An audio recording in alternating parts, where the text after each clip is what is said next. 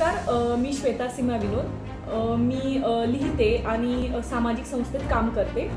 माझी नुकतीच एक कादंबरी प्रकाशित झालेली आहे. जेव्हा मी आमदार रोहित पवार यांच्या संकल्पनेतून सुरू झालेल्या महाराष्ट्र व्हिजन फोरम या प्लॅटफॉर्मबद्दल ऐकलं तेव्हा मला खरंच आनंद झालेला आहे. जेव्हा आपण शाश्वत विकासाचं स्वप्न बघतो तेव्हा त्यातला युवकांचा सहभाग आणि महिलांचा सहभाग हा प्रचंड महत्त्वाचा असतो.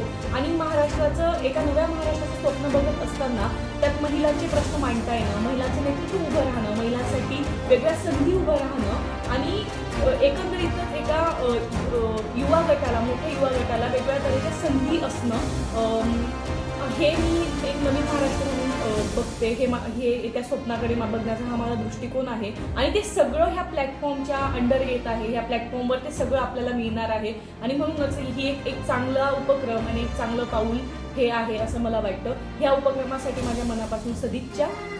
सोबत असू.